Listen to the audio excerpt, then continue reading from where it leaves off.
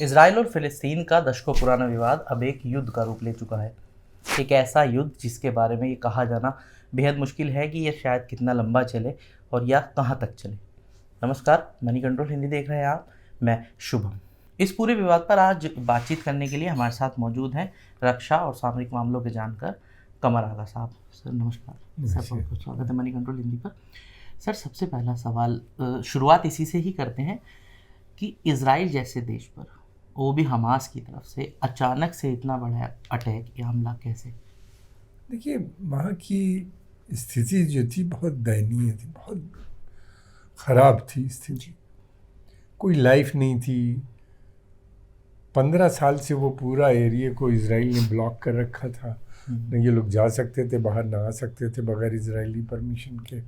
Food या जो कुछ भी है, बिजली वगैरह कम आती थी और खाने की सप्लाई भी रेगुलेटेड थी। फिर उसके अलावा फ्यूल वगैरह की कमी बराबर रहती थी। जो कुछ भी होता था इजराइल बाहर से कंट्रोल कर रहा था। लाइफ बहुत ख़राब हो चुकी थी। तभी इस तरह का पॉसिबल हो सकता है कि इतने लोग मरने पे तैयार हो जाएं। जो फ़िलिस्तीनी अंदर गए हैं, हमस के लोग ज़्यादातर वापस थोड़ी ना आ पाएंगे। जो आ गए बंदी बना के लोगों को, इसलिए कि दो ग्रुप रहे होंगे कि एक का काम ही होगा बंदी बनाना और एक का काम होगा वहीं पे लोगों को रोक लेना, उनको वहीं पे बंदी बना लेना और निगोशिएट करना। तो जो जिन्हें बंदी बनाए वो वापस कैसे आ पाएंगे? बहुत मुश्किल है उनके लिए वापस आना। कोशिश जब भले करें, कुछ शायद सक्सेस है। दूसरे, जब से ये गवर्नमेंट आई थी, आए दिन अलक्सा मॉस्क के अंदर जाना, वहाँ के नमाजियों को पिटाई करना, जब नमाज हो रही है तब उसको डिस्टर्ब कर देना, थूकना, घुस जाना वहाँ पे ज़बरदस्ती। सेटलर्स ये सब काम कर रहे थे और इजरायली आर्मी उनको सपोर्ट करती थी। पुलिस आर्मी ज़्यादातर वहाँ लगी। फिर उन्हीं ने ये भी कहने लगे कि अब हम पूरे वेस्ट बैंक को एनेक्स करेंगे, इजराइल से जोड़ देंगे पूरी तरह से, यानी कभी विड्रॉ नहीं करेंगे और जनता को भी एनेक्स कर लेंगे। तो जनता को लगा कि अभी तो हम चीप लेबर की तरह हमसे काम लेते हैं, उसके बाद तो फिर तो हम स्लेव बन जाएंगे बिल्कुल। तो टेंशन बढ़ता जा रहा था। जेरूसलम, ईस्ट जेरूसलम जो फ़िलिस्तीनियों जहाँ पे अपना कैपिटल बनाते, जो पैलेस्टीनियन का है, उसको कहने लगे कि ये तो हम नहीं विड्रॉ करेंगे क्योंकि यूनाइटेड जेरूसलम है, ये इजराइल का कैपिटल है, बन गया। तो यहाँ से भी नहीं जाएंगे, वेस्ट बैंक से भी नहीं जाएंगे। वेस्ट बैंक जो है ये बिब्लिकल लैंड है। यहाँ पे उनके 3000-4000 साल पहले जो उनके प्रॉफिट्स और किंग्स यहाँ पे रूल करते थे, इसलिए हम इसको नहीं छोड़ेंगे। गाज़ा स्ट्रिप को भी नहीं छोड़ेंगे क्योंकि सिक्योरिटी के लिए इम्पॉर्टेंट है। तो बहुत इनसिक्योरिटी डेवलप होती चली गई लोगों के बीच में और आए दिन अटैक हो रहे थे। हर रोज़ 2-3 पैलेस्टीनियन लड़के मर रहे थे। यही नहीं, इससे पहले तो बहुत से मरे। जब इन लोगों ने जनीन रिफ्यूजी कैंप में अटैक किया, उसमें तो बहुत लोग मरे। एक इजरायली आर्मी का भी मरा। तो ये सारी बिल्ट अप गुस्सा था जो था। और फिर ये काफ़ी समय से प्लान कर रहे होते, कहा जाता है 2 साल से कर रहे थे। इनको 2 साल से लग रहा था कि अब फाइनल असल्ट हमें करना चाहिए। सर मैं आप ही की बात को आगे बढ़ाते हुए सवाल है मेरा अगला कि जैसे आपने कहा कि ये लोग मतलब इतना अब प्लानिंग कर रहे थे, 2 साल से ऐसा बताया गया। सर मोसाद जैसी एजेंसी के बावजूद अगर हम देखें तो मोसाद जैसी एजेंसी के बावजूद कि इजराइल को ज़रा भी भनक कैसे नहीं लगी इतनी बड़ी प्लानिंग की? देखिए, मुझे तो लगता है कोई चीज़ फुल सिक्योरिटी नहीं होती कहीं भी, पॉसिबल ही नहीं है। ये एक मिथ इजराइल ने कर दिया था कि हमारा फुल सिक्योरिटी क्लैड है ये पूरा एरिया, कोई घुस नहीं सकता, चिड़िया भी नहीं आ सकती। ये कई बार इस तरह की बातें कर चुके हैं और कई बार इनकी सिक्योरिटी ब्रीच हो चुकी है। ये कोई चीज़ नहीं होती। जब आदमी मरने पे तैयार हो जाए तो बहुत मुश्किल होता है उसको रोकना, नंबर 1। नंबर 2, ये मीडिया कैंपेन से ज़्यादा काम होता है कि हम बहुत स्ट्रांग हैं, हमारे पास हमको कोई छू नहीं सकता, हमारे मुल्क में कोई अंदर घुस नहीं सकता। ये एक मिथ और ये एक प्रोपेगेंडा क्रिएट करते हैं। इसमें कोई शक नहीं कि इजराइल सबसे ज़्यादा शक्तिशाली देश है उस पूरे रीजन में। लेकिन हर आदमी को नहीं आप कंट्रोल कर सकते, हर आइडियोलॉजी को आप नहीं चेक कर सकते। इनके साथ भी CIA भी वहाँ पे है इजराइल में, ये भी हैं, शिनबित भी है। उसके बाद भी वो कई जगहों से गए और ये पूरा एरिया ब्लॉक था, 15 साल से ब्लॉकेट था वहाँ पे, तो कोई सामान बाहर से नहीं आ सकता था। तो ये लोग चोरी छुपे जहाँ से भी लाए और टनल वनल बना के जाते थे, लाते होंगे। ये रॉकेट 5000 उन्होंने बनाए, इनका इस्तेमाल कर रहे हैं, और पता नहीं कितने होंगे उनके पास। फिर उसके अलावा पहले ख़राब रॉकेट बनते थे, धीरे धीरे इम्प्रूव करते गए उस टेक्नोलॉजी को, जो उन्हीं ने उसका इस्तेमाल किया। वो जो फेंस थी, कहा कि लेज़र फेंसिंग है, इसको तो कोई आ ही नहीं सकता, उसको तोड़ के घुस गए अंदर। पैराग्लाइडर खुद बनाया उन्हीं ने खुद बनाया, वो देसी है। और पैराशूट कहीं से लाए होंगे छीन छान के, या खरीदवाया होगा कहीं से, आया होगा स्मगल होके, थोड़े से थे तो ऊपर से क्रॉस करके गए, वो उन्होंने अपनी एयरफोर्स उसको बना दी। सी की तरफ से भी आ गए, सी के ऊपर भी ब्लॉकेट था। बहुत, मैं नहीं समझता कि कोई भी मुल्क अपनी सिक्योरिटी को पूरी तरह, 9/11 कैसे हो गया, वहीं पे सब चीज़ इकट्ठा हुई। एग्जाम्पल है हमारे सामने। सर जिस तरह जैसे कि इनकी तैयारी थी, इतना कुछ मिसाइल्स और पैराग्लाइडिंग, ये वो, ऑब्वियसली सर ये सवाल तो उठना लाजमी है कि पीछे कोई ना कोई सपोर्ट तो रही होगी। तो सर किन देशों का, मतलब किस देश का सबसे ज़्यादा इसमें, ईरान का एक अहम रोल माना जा रहा है। ईरान का रोल था ज़रूर, ईरान की सपोर्ट भी इनको आज भी सपोर्ट है, कोई छिपी बात ही नहीं है। लेकिन ये कि अगर ईरान इनको सप्लाई करता वीपन, तो अच्छे वीपन दे देता जो उसने हिजबुल्लाह को दिए। ये घटिया रॉकेट्स वगैरह यूज़ कर रहे हैं, वो इनको ड्रोन दे सकता था, वो इनको और मिसाइल उसके पास बहुत अच्छे अच्छे दे सकता था, मगर ऐसा तो नज़र आता नहीं। लेकिन सर अगर अटैक का देखा जाए तो 20 मिनट में 5000 रॉकेट्स तो उन्होंने दागे ही हैं। ये बनाए उन्हीं ने, ये बहुत ज़माने से बना रहे हैं जी, ये बहुत ज़माने से बना रहे हैं। पहले बहुत ख़राब थे, अब थोड़े बेटर हो गए। इनकी धीरे धीरे हमने देखी स्पीड भी बढ़ी कई सालों में, और फिर धीरे धीरे ये इसमें रेंज भी इनकी बढ़ती गई। और मटेरियल ज़रूर कहीं ना कहीं से स्मगल करके लाए होंगे, मटेरियल ये स्मगल करके लाए होंगे। अगर ईरान इन्वॉल्व होता तो इनको पता चल जाता सप्लाई। हो सकता है ईरानियंस ने अरेंज किया हो, कहीं क्या किया हो, ये बातें कभी पता नहीं चलती। लेकिन ये सब इन्हीं का है, इन लोगों ने जो इस्तेमाल किया। अगर ईरान देता तो इनको ड्रोन्स वगैरह बड़े अच्छे क्वालिटी के दे देता, और ज़्यादा डैमेज होता कोलैटरल उनका। हिजबुल्लाह के पास है ज़रूर, ईरान ने दिया भी है। सर हिजबुल्लाह के रोल पे हम बात अब जानना चाहेंगे कि कितना उसका इस अटैक में रहा। इस अटैक में किसी को नहीं पता था, अगर पता चल जाता मेरा ख्याल 10-20 लोग से ज़्यादा, 5-6 लोग जानते होंगे। इससे ज़्यादा लोगों को अगर मालूम होता तो ये फिर तो इजराइल को भी पता चल जाता। ये बहुत कम लोगों को मालूम होगा। बनाने में ज़रूर बहुत से लोग इन्वॉल्व होंगे जो उसमें होगा, उनको ये नहीं मालूम होगा। वो तो करते रहते थे, रॉकेट तो रोज़ रोज़ होता है। ये नहीं मालूम होगा कि हम इस तरह का ऑपरेशन कि इस बार इतना कुछ बड़ा हो सकता है। इसलिए कि तब जहाँ ज़्यादा लोगों को पता चलता फिर बात नहीं छुपती। फिर मुझे नहीं लगता, लिमिटेड लोगों में ही, बहुत कम लिमिटेड। और फिर उसके बाद टेलीफोन कर नहीं सकते थे, टेलीफोन पे बात नहीं कर सकते थे, सब एवरीथिंग वाज मॉनिटर दिया, जा सकते नहीं थे।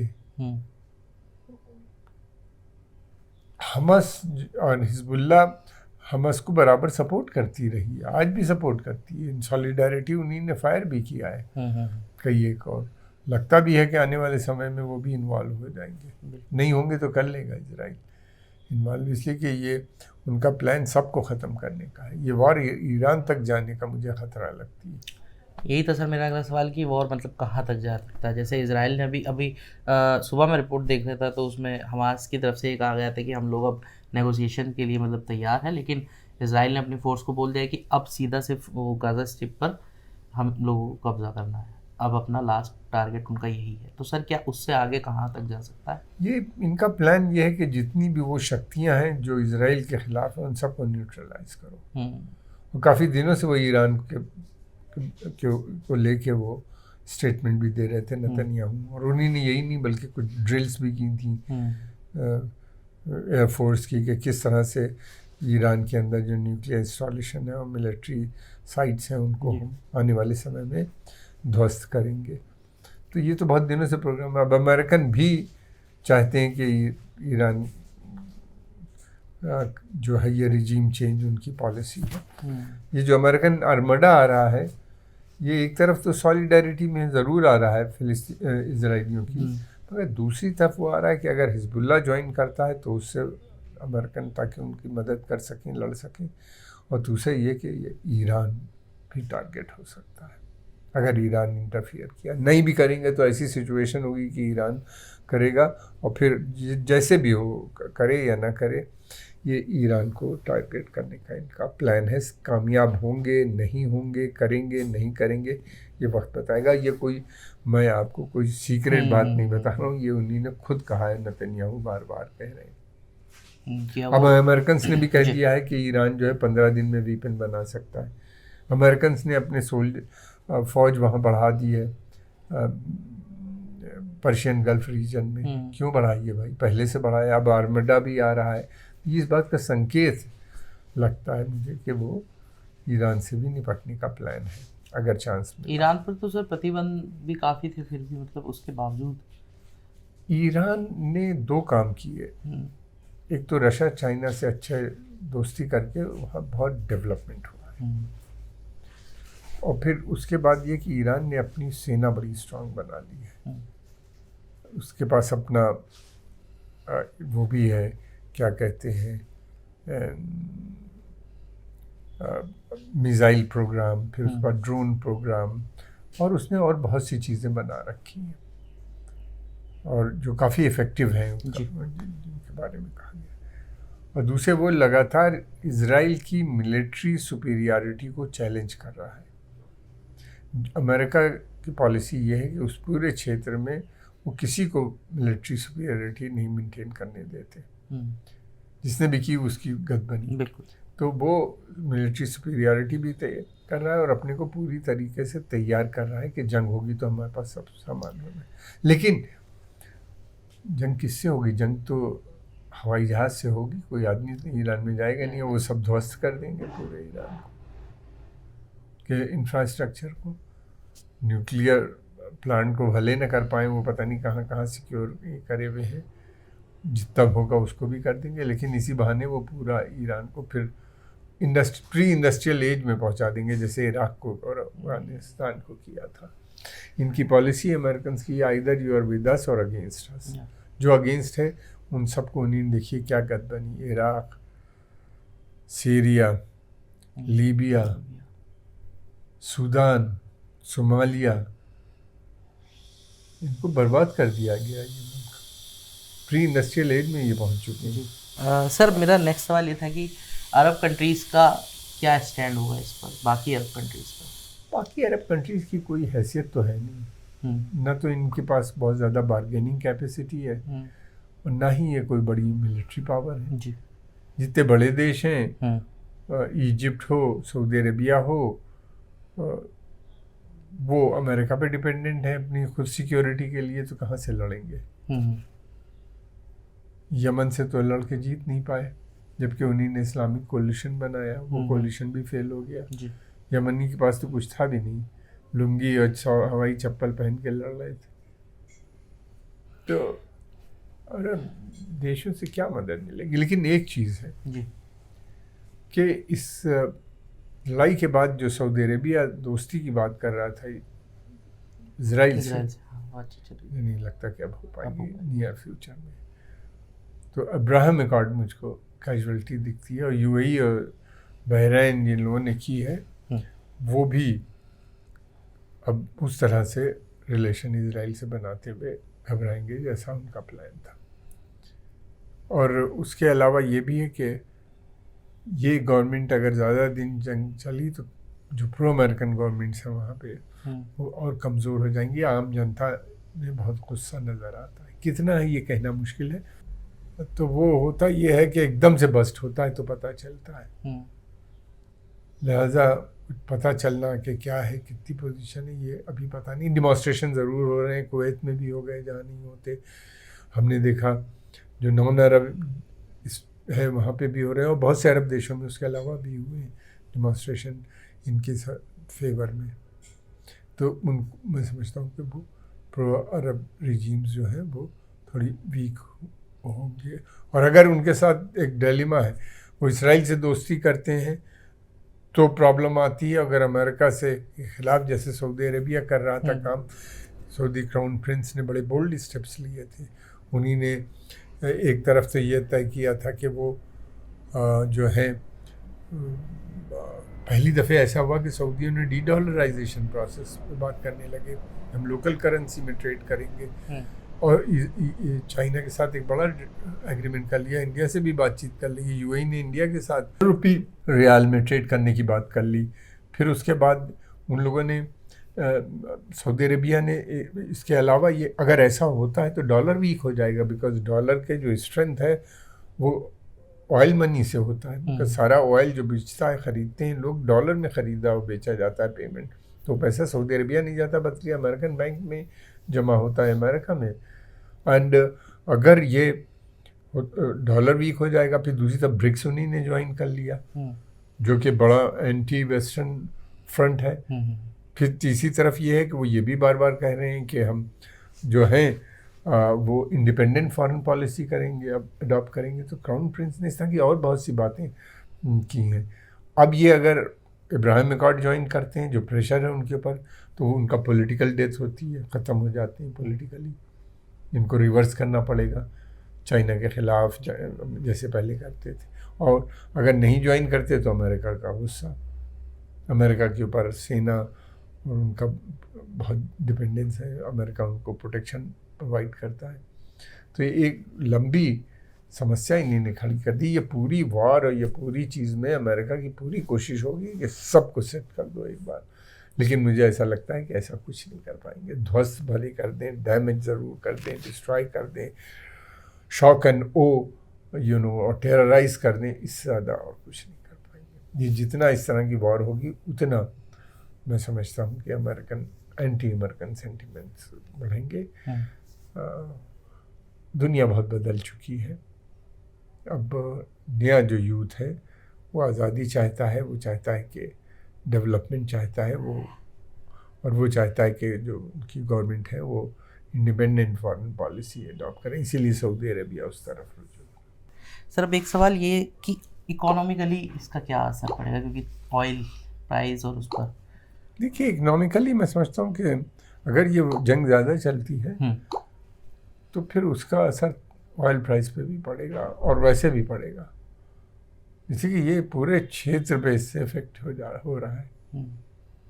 और अगर जंग बढ़ती है और पहली कैजुअल्टी तो तेल की सप्लाई होगी, सबसे पहली कैजुअल्टी ईरान की पूरी कोशिश ये होगी कि हम रहें न रहें तेल की सप्लाई डिस्टर्ब कर दो, बिकॉज वो गल्फ ऑफ हॉर्मुज़ से होके जाता है सारा तेल। और वहाँ पे गल्फ ऑफ हॉर्मुज़ में ये है कि वो अपने ही अगर 2 शिप ऑयल टैंकर वहाँ पे जाके डुबो दें तो वो बंद हो जाती है, फिर क्लीन करो, फिर लाओ, फिर ले जाओ, फिर ये एक आए दिन आफत रहेगी वहाँ से तेल निकलना। और ईरान ने ये भी कहा है कि अगर ऐसा होगा हमारे पास तो हम जो देश अमेरिका को सपोर्ट करेंगे हम उस पर भी अटैक करेंगे। जब वो देख रहे हैं कि हम बिगड़ रहे हैं तो दूसरों को भी ले डूबेंगे, ऐसा लगता है। ऑयल प्राइस अगर एक हफ्ता भी डिस्टर्ब हो जाती है तो मैं समझता हूँ कि यूरोप की इकनॉमी, जर्मनी तो मंदी के दौर से गुजर रहा है, रिसेशन में है, बाकी 18-19 देश जो हैं वेस्टर्न यूरोप के बिल्कुल कगार पे खड़े हुए हैं, वो एक्चुअली रिसेशन में हैं। वो इधर बस थोड़ा सा अब उनका बढ़ जाता है जीडीपी या कुछ थोड़ा सा दिखा देते हैं ग्रोथ, तो वो उसकी वजह से बचे हुए हैं, वो तो फ़ौरन सब रिसेशन में आ जाएंगे। और ईरान को तो क्या फ़र्क पड़ता है, ईरान का ग्लोबल इकनॉमी से कोई लिंकेज ही नहीं, उसको तो बाहर कर दिया गया है। सर इंडिया पे इसका क्या इफेक्ट देखा? अगर तेल सप्लाई डिस्टर्ब होती है तो इंडिया पे भी असर होगा। भारत की दोस्ती एक तरफ उनसे है, क्या कहते हैं, इजराइलियों से, तो दूसरी तरफ पैलेस्टीनियन से भी अच्छे संबंध हैं। हम लोग पैलेस्टीनियन के कॉज को कभी अबंडन नहीं कर सकते, अगर हम पैलेस्टाइन के ऊपर इजराइल के कब्जे को मान लेते हैं तो फिर हमारा केस जो वहाँ पे है कश्मीर में वीक हो जाएगा। जो कश्मीर की ऑक्युपाइड टेरिटरीज, यानी हम ऑक्युपेशन को अगर मानते हैं तो कश्मीर का ऑक्युपेशन तो फिर तो वीक हो जाएगा पाकिस्तान के पास जो है। इसलिए हम कभी पैलेस्टाइन को इजराइल का ऑक्युपेशन नहीं मानेंगे भारत वाले। ये कह सकते हैं कि इंडिया एक बैलेंसिंग उसमें चलना चाहेगा रिलेशन का। वो कर रहा है बहुत दिनों वही से। हाँ, मतलब वही PLO की एम्बेसी भी है यहाँ, PLO को सपोर्ट भी यहाँ से मिलती है, उनके स्टूडेंट भी यहाँ पढ़ते हैं, स्कॉलरशिप्स भी उनको मिलते हैं, IT सेक्टर वगैरह बहुत से सेक्टर में ये वेस्ट बैंक में उनको मदद भी करता है इंडिया।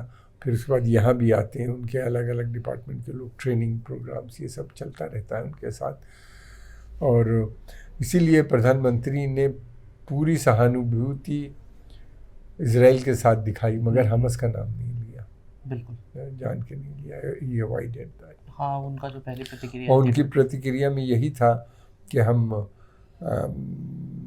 इजराइल के साथ खड़े हैं और हम स्वयं विक्टिम हैं आतंकवाद के, और हम आतंकवाद जहाँ भी होता है हम उसका खंडन करते हैं। सर, वर्ल्ड ऑर्डर पे देखा जाए ग्लोबली इसका कितना इफेक्ट पड़ सकता है? ग्लोबली मैंने बताया इकोनॉमिक मेनली। देखिए आजकल पॉलिटिक्स तो बैक गियर में है, जो मेन चीज़ है वो है इकोनॉमी। वर्ल्ड इतना ज़्यादा इंटरडिपेंडेंट है, और लाख कुछ कहो कि हम अल्टरनेट सोर्स ऑफ एनर्जी को डेवलप कर रहे हैं, लेकिन अभी तेल बहुत इम्पोर्टेंट है। बगैर तेल और गैस की सप्लाई के सब बैठ जाता है। जर्मनी रिसेशन में क्यों आया? क्योंकि रशिया से जो उसको गैस सप्लाई आती थी वो बंद हो गई। जो वो थी पाइपलाइन वो उड़ा दी गई, तो उसकी वजह से इनको तेल की सप्लाई बंद हो गई। तेल की सप्लाई बंद हो जाने से इनको बाहर से तेल ख़रीदते हैं महंगा बहुत, गैस जो ख़रीदते हैं महंगा, फिर लाना बड़ा मुश्किल काम है जी। आप गैस को लेके आना, पहले आप लिक्विड करिए, फिर लेके आइए, फिर लिक्विड से फिर गैस बनाइए, बहुत महंगा प्रोसेस हो जाता है।